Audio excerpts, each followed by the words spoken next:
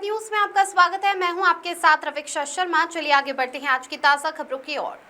शाहजहांपुर में आगामी चहलुम पर्व और श्रावण मास की कांवड़ यात्रा को लेकर पुलिस प्रशासन पूरी तरह अलर्ट मोड में है। सुरक्षा व्यवस्था को लेकर क्षेत्राधिकारी नगर ने मुस्लिम समुदाय के प्रतिनिधियों के साथ बैठक की और इसके बाद प्रमुख मार्गों पर पैदल गश्त कर तैयारियों का जायजा लिया। देखिए ये रिपोर्ट। शाहजहांपुर में पुलिस अधीक्षक के निर्देशन में आगामी चहलुम पर्व और श्रावण मास कांवड़ यात्रा को शांतिपूर्ण एवं सकुशल संपन्न कराने के उद्देश्य से क्षेत्राधिकारी नगर ने थाना सदर बाजार क्षेत्र की अशफाक नगर चौकी पर मुस्लिम समुदाय के प्रतिनिधियों के साथ बैठक की। बैठक में प्रभारी निरीक्षक सदर बाजार सहित पुलिस अधिकारी मौजूद रहे। इस दौरान सभी से आपसी सौहार्द, भाईचारा और समन्वय बनाए रखने की अपील की गई। साथ ही अफवाहों से बचने, किसी भी संदिग्ध गतिविधि की सूचना तत्काल पुलिस को देने और प्रशासन के दिशा निर्देशों का पालन करने का अनुरोध किया गया।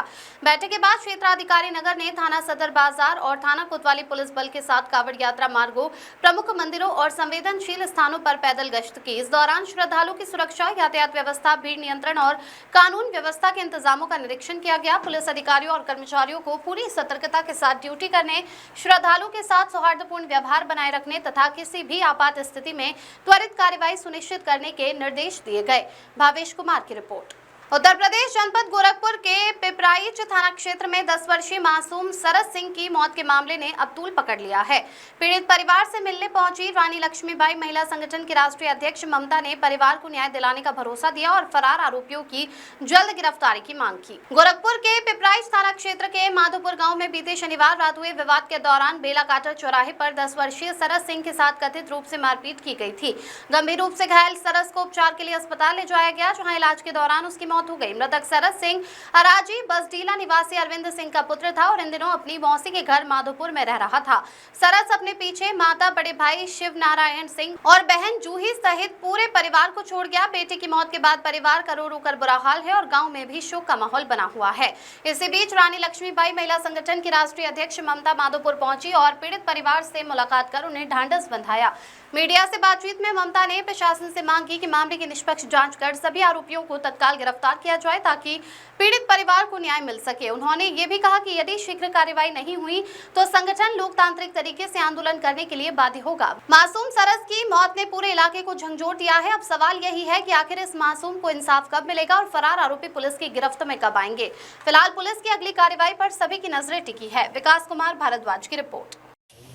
चलिए ममता जी आज यहाँ पे आई हैं, क्या मामला है, क्या कहना चाहती इस मामले को लेकर? सबसे पहले मैं रानी लक्ष्मीबाई महिला संगठन की राष्ट्रीय अध्यक्ष हूँ।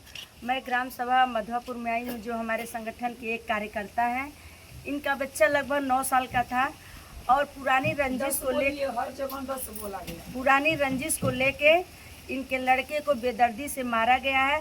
लड़का चिल्लाता रहा भैया छोड़ दो, भैया छोड़ दो। लेकिन जो लोग थे वो लोग सभी लोग बालिग थे, 12-13 लोगों ने मिलके हथियारों का प्रयोग करके पीछे से बच्चे को मतलब एकदम बेदर्दी तरीके से मारा गया है। उनकी माँ हमारे सामने खड़ी हैं। चूँकि लड़के की माँ का देहांत हो गया था, लेकिन पालन पोषण यही की है। और मैं इनके पास आई हूँ, 2 बार आ चुकी हूँ और मैंने इनकी पूरी बात सुनी। इनका कहना है कि मीडिया भी आया, प्रशासन भी आया, लेकिन आज तक वो दोषी पकड़े नहीं गए हैं। जो प्रशासन यहाँ पे आके इनके दरवाजे पे बैठ रही, अगर वो दोषियों तक जाती तो आज ये दिन नहीं देखना पड़ता। और आए दिन ऐसे इस क्षेत्र में कभी न कहीं हत्याकांड हो ही रहा है। आखिर कब तक चलेगा? 1 घंटा पहले अगर पुलिस प्रशासन आ गई होती तो शायद इनका बच्चा बच गया। अभी हमने इनका वीडियो देखा है, पत्थर से एकदम बारिश लोग कर रहे हैं और ये चिल्ला रही है अपने बच्चे को गोद में लेके, अगर पत्थर बरसना बंद हो जाए तो हम अपने बच्चे को हॉस्पिटल में लेके जाएं। लेकिन मौके पुलिस प्रशासन नहीं आ पाई है। तो अब बताइए हम किससे उम्मीद करें कि हमें न्याय मिलेगा? अभी तक हम लोग न्याय की मांग कर रहे हैं, लेकिन हमारा संगठन ने डिसाइड किया है अगर 5 से 6 दिनों में हमारी मांग को पूरी नहीं की गई, दोषियों को जेल में नहीं भेजा गया, तो हम लोग, मेरे संगठन में 40,343 महिलाएं हैं। हम लोग स्वयं जाके जिला अधिकारी के पास हम लोग धरने पे बैठेंगे, अनशन पे बैठेंगे। जब तक दोषी अंदर नहीं जाएंगे हम लोग अपने प्राण को त्याग देंगे। लेकिन हमें न्याय चाहिए कि नहीं चाहिए? चाहिए। हम सभी महिलाओं को लेके हम वहाँ पे धरने पे बैठने वाले 11 तारीख दिन मंगलवार को। सर आप इनकी माँ से पूछ सकते हैं क्या मामला रहा, कैसे क्या विवाद की मूल जड़ क्या थी? जात रहना, सब खाना खाए के दुकाने पे रास्ता सब घेर के मर ले बना सब। कौन लोग थे ये जो ये बच्चे को मारे? तो टोलवा पर के इसी टोला माधव क्या नाम था? लड़कन का नाम नहीं जानते नहीं। क्या रंजिश रही कि ये इस तरह की विवाद हुआ? नाम राहुल बाबू बताइए।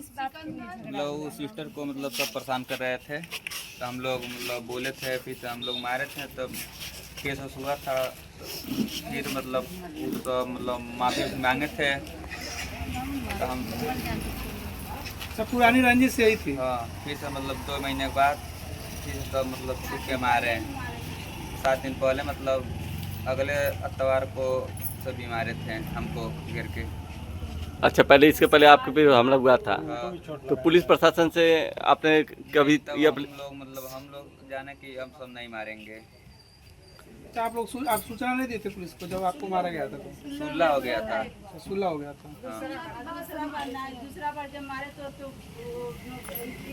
आपका कई बार मार चुके हैं। आपका नाम? शिव कुमार सिंह। चुने हुए इंग्रेडिएंट्स और फाइनेस्ट ग्रेडिंग से बनते हैं लाजवाब टेस्टी मसाले, राजेश मसाले। क्या चटपटा है राजेश मसाला, ट्राई करिए। अच्छा, राजेश मसाले। क्या? अरे हटा, कब हटा। पेट सफा खा, पलंग पे लेट के सो जा। अंकल हो या आंटी, पेट की बजेगी सुबह घंटी। ट्रिंग ट्रिंग, तुरंत खा के कंडीशन पलट ले। कब को बोल, कट ले, फुट ले, उबट ले, निकल ले, समझा क्या? पेट सफा 16 खास आयुर्वेदिक जड़ी बूटियों से बनेला है, जो पहली रात से असर दिखाता है। पेट सफा, हर रोग दफा, समझा क्या? पहले से ही जलभराव की समस्या से जूझ रही एडीए कॉलोनी शाह जमल की जनता को आज बिजली संकट ने और परेशान कर दिया। सुबह 5 बजे से ही बिजली गायब थी। शाम होते होते अखाड़ा रोड पर 11,000 की लाइन पर एक बड़ा पेड़ गिर गया, जिससे बिजली आपूर्ति पूरी तरह ठप हो गई और रास्ता भी ब्लॉक हो गया। आवागमन पूरी तरह रुक गया है। स्थानीय लोगों का कहना है कि कब तक बिजली ठीक होगी, इसकी कोई जानकारी नहीं है। वार्ड नंबर 66 के लोगों का जीवन पूरी तरह नरक हो गया है। जलभराव की मार झेल रहे लोग अब अंधेरे और गर्मी में दिन काटने को मजबूर हैं। हाजी नौशाद कुरैशी, पूर्व महानगर अध्यक्ष कांग्रेस, ने कहा कि पहले सड़कें डूबी, अब बिजली गई, प्रशासन का कोई इंतजाम नहीं है, अब सब खुदा भरोसे है। स्थानीय जनता की मांग है कि नगर निगम और बिजली विभाग मिलकर तुरंत पेड़ हटवाकर लाइन दुरुस्त करे और शाहजमल क्षेत्र में स्थायी बिजली व जल निकासी की व्यवस्था की जाए। सलीम मुख्तार की रिपोर्ट। मुकेश हत्याकांड के आरोपी अनिल और जितेश की पुलिस से मुठभेड़। चोला पुलिस की थाना क्षेत्र के 2 अलग-अलग स्थानों पर हुई मुठभेड़। असलहों की बरामदगी के दौरान पुलिस पर बदमाशों ने की फायरिंग।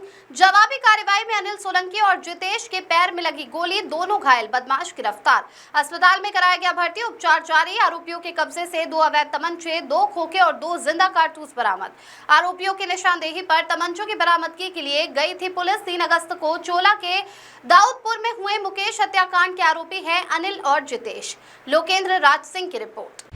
आज दिनांक 5 अगस्त को थाना चोला पर 2 गिरफ्तारशुदा अभियुक्तों, जिनके नाम क्रमशः अनिल पुत्र खान सिंह तथा जितेश पुत्र गोपाल हैं, की अवैध तमंचे की रिकवरी के दौरान अलग अलग स्थानों पर पुलिस के साथ मुठभेड़ हुई है, जिसमें दोनों अभियुक्त घायल हुए हैं। पूरा प्रकरण इस प्रकार है कि दिनांक 3 अगस्त को थाना चोला के ही ग्राम दाऊदपुर के मुकेश पुत्र सोहन सिंह की कुछ व्यक्तियों द्वारा गोली मारकर हत्या कर दी गई थी। इसके संबंध में थाना चोला पर सुसंगत धाराओं में 4 नामजद व 3 अज्ञात व्यक्तियों के विरुद्ध अभियोग पंजीकृत है। उक्त दोनों अभियुक्त अनिल तथा जितेश इसी अभियोग के नामजद अभियुक्त हैं। अभियुक्त अनिल के खिलाफ थाना चोला पर ही 3 अभियोग पूर्व में पंजीकृत है तथा अभियुक्त जितेश के विरुद्ध थाना ककोल पर 1 अभियोग पंजीकृत है। उक्त दोनों अभियुक्तों को उपचार के लिए अस्पताल भेजा जा चुका है तथा अग्रिम विधिक कार्रवाई की जा रही है। मौके पर पूर्ण शांति व्यवस्था कायम है। प्रयागराज में मंगलवार को ट्रिपल मर्डर की सनसनीखेज वारदात हुई। एक ही कमरे में पति पत्नी और एक महिला की लाश मिली। तीनों बोल सुन नहीं सकते थे। शव एक ही बिस्तर पर खून से लथपथ पड़े थे। कमरे का दरवाजा खुला हुआ था। पड़ोसियों ने झांक कर देखा तो हैरान रह गए। शोर मचाकर आसपास के लोगों को बुलाया, पुलिस को सूचना दी। पुलिस और फॉरेंसिक टीम पहुंची, शवों को पोस्टमार्टम के लिए भेजा। वारदात पुराने शहर के शाहगंज थाना क्षेत्र में गढ़ी कला मोहल्ले की है। मकान मालकिन बोली, पति पत्नी बोल सुन नहीं सकते थे। पति पत्नी गढ़ी कला मोहल्ले में सुशीला देवी का 2 मंजिला मकान है। मृतक दंपति पहली मंजिल पर किराए के कमरे में रहते थे। सुशीला देवी ने बताया कि दोनों पिछले 6 महीने से हमारे घर में रह रहे थे। दोनों कबाड़ बीनने का काम करते थे। मूक बधिर थे, इसीलिए कोई किसी नाम से नहीं पुकारता था। इनसे मिलने आने जाने लोग भी बोल सुन नहीं सकते थे। उन्होंने बताया सोमवार को इनसे मिलने एक महिला आई थी। मैं उसे पहचानती नहीं, न ही पहले कभी देखा था। मुझे लगा कि परिवार की कोई होगी, इसलिए पूछताछ नहीं की। रात करीब 12 बजे अपने कमरे में सोने चली गई। मंगलवार सुबह उठी तो इनके कमरे का दरवाजा खुला देखा। काफी देर तक कोई हलचल नहीं दिखी तो जाकर देखा तीनों की लाशें पड़ी थी। शुभम विश्वकर्मा की रिपोर्ट। आज सुबह सूचना मिली कि थाना शाहगंज क्षेत्र के अंतर्गत लीडर रोड के पास गढ़ी सराय मोहल्ले में एक किराए के घर में एक कमरे में 2 महिलाएं और एक पुरुष डेड बॉडी मिली है। वहां पर उच्च अधिकारी के गण के द्वारा मौके पर पहुंचा गया और जांच पड़ताल भी की गई। फील्ड को यहाँ पर मौके पर बुलाया गया है और जांच पड़ताल की जा रही है। प्रथम दृष्टया सामने आया है कि ये सभी व्यक्ति मूक बधिर हैं और इनके प्रथम दृष्टया इनमें आपसी झगड़े में ही इस घटना को अंजाम देना पाया जा रहा है। इसके अलावा एक लोग कूड़ा बीनने का कार्य करते थे और मकान मालकिन भी इनकी आइडेंटिटी को एस्टेब्लिश नहीं कर पा रही हैं। आसपास के लोगों से पूछताछ की जा रही है और जैसे इसमें अन्य तथ्य कोई सामने आएगा तो उसके बारे में अवगत कराया जाएगा। सर, ये ट्रिपल मर्डर हुआ है, क्या पूरा मामला रहा है, वजह क्या रही है और कौन लोग थे? देखिए, आज थाना शाहगंज के गढ़ीकला मोहल्ले में एक सूचना प्राप्त हुई कि एक मकान में 3 लोगों की बॉडी है। तो तत्काल पुलिस टीम मौके पे पहुंची। वहाँ जो 3 लोगों की जो बॉडी मिली है उसमें 2 महिलाएं और एक पुरुष है। ये लोग यहाँ पे भाड़े पे रहते थे और लोगों द्वारा बताया गया कि तीनों मूक बधिर थे और यहाँ पे कूड़ा वगैरह बीनने का काम करते थे। उसका संदर्भ में जो बॉडी को वास्ते पीएम मोर्चरी भेज दिया गया है। मौके पर फील्ड यूनिट की टीम मौजूद है और घटना के संदर्भ में प्रत्येक बिंदुओं पे जांच होती है। कोई शरीर पे निशान है? किसी निशान घाव है, कैसे मारे के कारण कुछ पता चला? तीनों के शरीर पे चोट के निशान पाए गए हैं, जिसके संदर्भ में पीएम के लिए उन्हें भेजा गया है। पीएम रिपोर्ट आने के बाद वास्तविकता के बारे में। सर, ये लोग कहाँ के रहने वाले थे और कब से यहाँ? अभी इन तीनों की कोई आइडेंटिटी नहीं मिली है। टीम हमारी उनके कमरे में सर्च कर रही है। मकान मालिक से कोई बातचीत आपसे हुई होगी? मकान मालिक ने क्या बताया? नहीं, मकान मालिक ने ये बताया कि कुछ दिन पहले इनके यहाँ काफी 2-2.5 साल पहले भी रहते थे। बीच में उन्होंने कमरा छोड़ के चले गए थे और फिर ये वापस आए और उसी कमरे में रहते थे। मकान मालिक के बारे में मकान मालिक को भी इनके बारे में कोई जानकारी नहीं है। उसके पास भी इनकी कोई आइडेंटिटी वगैरह नहीं है। तो हम लोग इस मामलों में प्रत्येक बिंदुओं पर जांच करते हैं। क्या लूटपाट की भी आशंका है कि? नहीं, ऐसी कोई संभावना अभी नहीं प्रतीत हो रही है। इनका जो कुछ मामला प्रथम दृष्टया कुछ आपसी मामला दिख रहा है, लड़ाई झगड़े का, जिसमें घटना जो है वो सामने आई है। तो इसमें प्रत्येक बिंदुओं पे जांच चल रही है। हत्या कैसे करी गई? तीनों मुकबादिल थे। जैसा कि यहाँ के लोगों द्वारा बताया जा रहा है तो तीनों लोग मूक बधिर थे। तो क्या रिलेशन क्या था तीनों में? वो एक जो तीसरी महिला है वो कब आई है और कब से रहने लगी, हमको जानकारी नहीं है। इसमें जो मकान मालिकिन है उनसे बात की गई। उनका ये कहना है उसमें जो दो हैं वो तो एक पति पत्नी है और जो एक और अन्य महिला है उसका यहाँ घर पे आना जाना रहता था, लेकिन उसके बारे में भी उसे कोई जानकारी नहीं। ठीक, thank you sir, thank you so much.